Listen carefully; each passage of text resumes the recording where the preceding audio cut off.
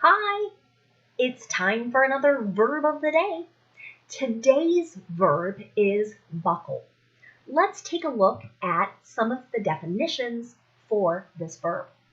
The first way the verb buckle is used is to fasten the ends of a belt or a strap. So for many people, when they hear buckle, they might immediately think of a seatbelt in an automobile, and that's great. You should definitely be buckling your seatbelt when you are a passenger in a car or if you're driving a car. A second way to use the verb buckle is to bend and give way under pressure or strain. And I thought this usage might be new for some people and that it could help to have a picture. So if you look at the bottom corner of the screen, you're going to see a picture of a roadway, right? And we would expect the road to be nice and flat, but right, the middle is much lower. It's sinking in, it's bending, right? And so you can see from the traffic cones in that picture, clearly it's not safe for cars to drive along this stretch. You should know that buckle is a regular verb. To make the progressive tense, all we need to do is drop the E and then add ing. This forms buckling. The past tense and participle forms of this verb are made by adding D.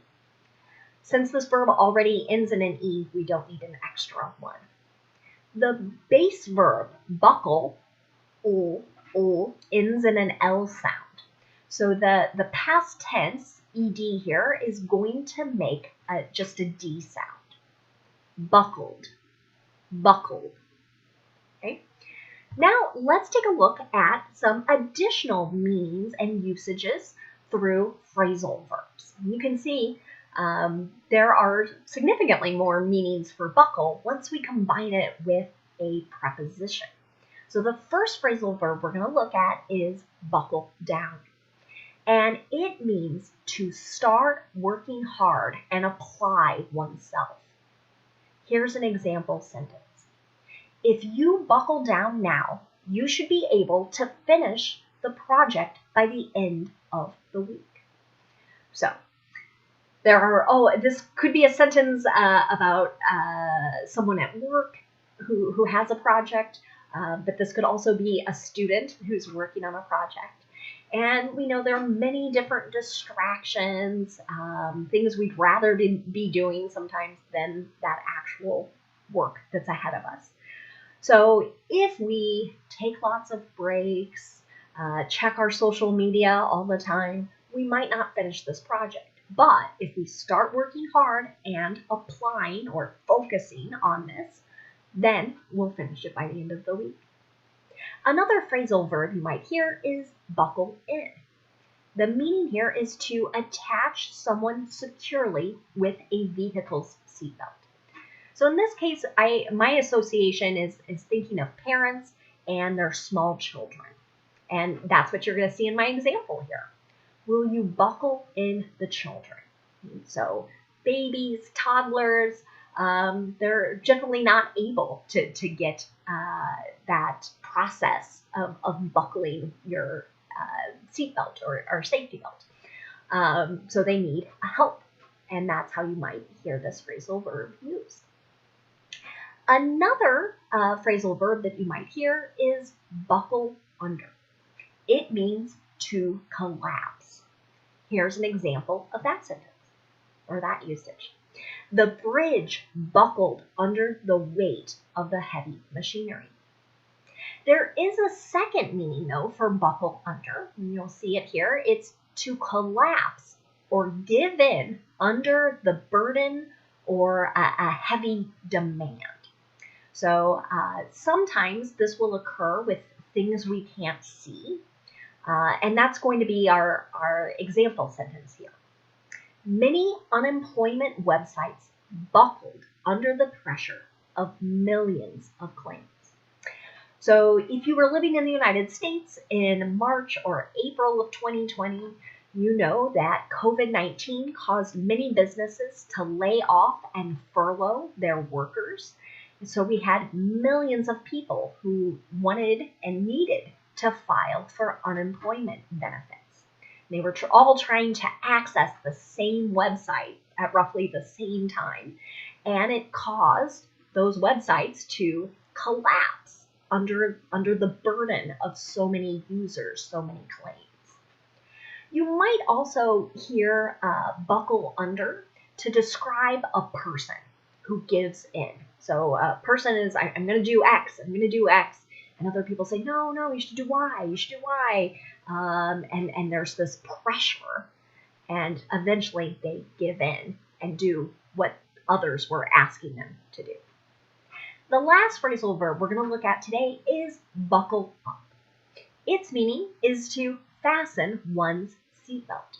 Here's an example sentence. We should buckle up before takeoff. So again, another good practice in case you're on an airplane. Not only is it good for you to do, they're going to make sure you do it.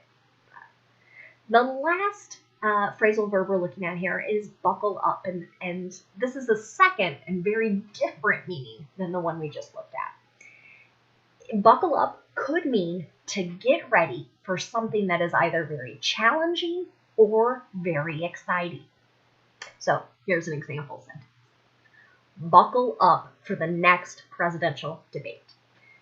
So again, if you're following U.S. politics and you watched even just a little bit of last week's presidential debate, many people thought that was kind of an intense experience. And so I saw this headline in a newspaper article, and so they're encouraging people, like, get ready. This next one could be just as challenging to listen to and watch. Now, let's continue using buckle in a few different verb tenses. Today, we'll take a look at the imperative, present progressive, and simple future. Let's start with the imperative. We use this to give a command, to tell someone to do something. And what's unique about the imperative is that we do not have a stated subject. So in the imperative, we're starting our sentences with the verb. The subject is always implied, and it's either you singular or you plural if we're talking to many people. So here's an example of an affirmative sentence. Buckle your seatbelt before you start driving. If I want to make a negative command, a negative imperative sentence, I'm going to start with don't, and then I'll use my base verb. Here's an example of that. Don't buckle in your child wearing anything more than what they wear indoors. And this sentence comes from a description about car seat safety. And the idea here is that you don't want to put a baby or a toddler into a car seat with a really heavy winter jacket. That can make it unsafe for them. So they say just whatever they were wearing indoors, you have them wear that in the car. And I think there were subsequent sentences saying then put a blanket over them to keep them warm. Now let's look at the present progressive. We're using this verb tense to talk about an action that is in process or something that is happening right now. To make this verb tense, we're using a present form of be, that's am, is, or are, and then we'll use the ing form of the verb. Let's look at an affirmative sentence. In some cities, hospitals are buckling under the strain of treating COVID-19 patients. So they're not able to keep up. Their resources are being used. Their staff are overworked. They are nearing collapse. To make a negative present progressive sentence, I need to insert not after my be verb. You might hear native speakers use the contraction isn't or aren't. Here's an example sentence. The shelf isn't buckling. And again, that could happen if we put too much weight on the shelf so that the middle sort of bends or sinks in. Finally, if I want to make a yes or no question in the present progressive, I'm going to start with me, then I'll have my subject, and then the ing form of the verb. Are the athletes buckling under the pressure? Okay. Now, let's look at the simple future. And today, we'll make simple future sentences using be, going, to, and our base verb.